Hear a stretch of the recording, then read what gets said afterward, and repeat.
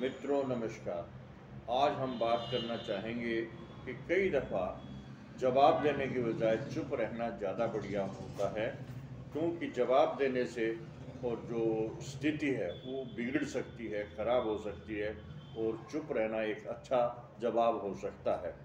तो आओ हम बात करते हैं उन स्थितियों की जिनमें हमें चुप रहना चाहिए। सबसे पहली बात तो ये है कि जब तक हम अगले की पूरी बात सुन न लें, समझ न लें, तब ही उसको जवाब देवें, उससे पहले नहीं। बीच में यदि कोई बात को हम काटते हैं तो ये बात ठीक नहीं होती। अतः अगले की बात पूरी सुनने के पश्चात ही उसको जवाब देना चाहिए और तब तक चुप रहना चाहिए जब तक कि वह अपनी पूरी बात नहीं कह दे, और उस बात की भावनाओं को समझने के पश्चात ही हमें जवाब देना चाहिए। दूसरा, जब हमारा मूड ठीक नहीं हो, जब हम गुस्से में हो, जब हमें चिड़चिड़ापन हो, तो ऐसी स्थिति में भी हमें किसी को जवाब नहीं देना चाहिए, क्योंकि गुस्से में जब आदमी उत्तेजित होता है तो सही की बजाय कुछ गलत भी बोल सकता है। चिड़चिड़ेपन में भी वह गलत बोल सकता है और मूड सही नहीं होने पर भी वह गलत बोल सकता है। तो इन परिस्थितियों में बजाय बोलने के और चुप रहना ज़्यादा बढ़िया होता है।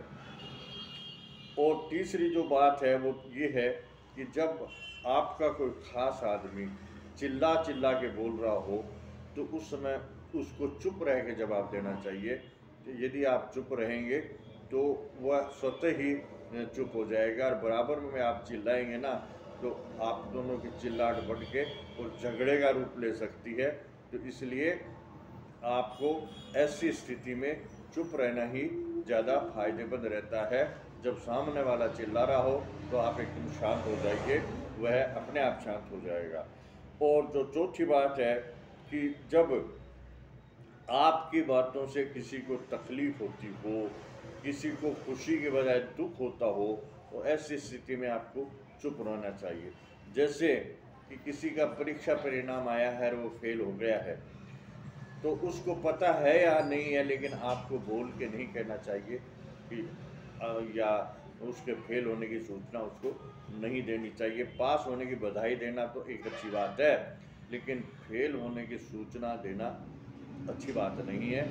इससे क्या है कि उसके मन में ठेस लगती है, उसको दुख होता है, उसको दर्द होता है। तो आप बिना मतलब क्यों बुरे बनते हो? यदि उसको पता है तो ठीक है, नहीं पता है फेल होने का तो कुछ समय बाद पता लग जाएगा। लेकिन आपको इस प्रकार की जो गुड न्यूज़ नहीं होती है, अच्छी खबरें नहीं होती है ना, वो किसी को नहीं देनी चाहिए चला करके, और उसको चुप ही रहना ज़्यादा बढ़िया होता है।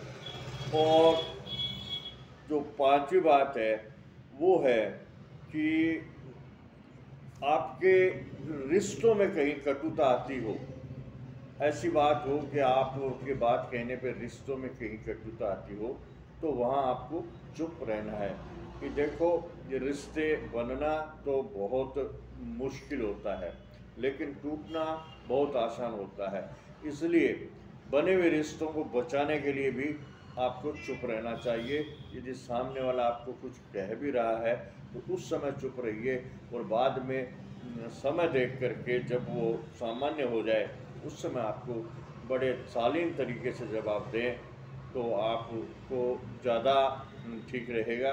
क्योंकि जब दोनों तरफ से गर्मा गर्मी होती है तो ठीक नहीं रहता, बात बिगड़ जाती है। और इसके अगली बात है कि जब चिल्लाए बिना बात नहीं कर सकते। जब आप चिल्लाते हो ना, उस समय आप चिल्लाहट हो या अगला कोई चिल्ला रहा हो, उस समय भी आपको चुप रहना चाहिए और कोई जवाब नहीं देना चाहिए। चिल्लाहट जो है एक बुरी आदत है, कई लोगों की आदत पड़ जाती है कि वो चिल्ला के बात करते हैं, उस समय आप चुप रहें, बराबर में चिल्लाएं नहीं। तो मेरा कहने का मतलब ये है कि कई दफ़ा चुप रहना जवाब देने से या बोलने से ज़्यादा बढ़िया होता है। तो कृपया परिस्थितियों का ध्यान रखते हुए आप चुप रहें और अनुकूल परिस्थिति में ही जवाब दें। मेरा भी वीडियो आपको कैसा लगा। यदि अच्छा लगा तो कृपया लाइक और सब्सक्राइब करने का कष्ट करें। फिर मिलेंगे किसी अन्य वीडियो में, तब तक के लिए धन्यवाद, नमस्कार।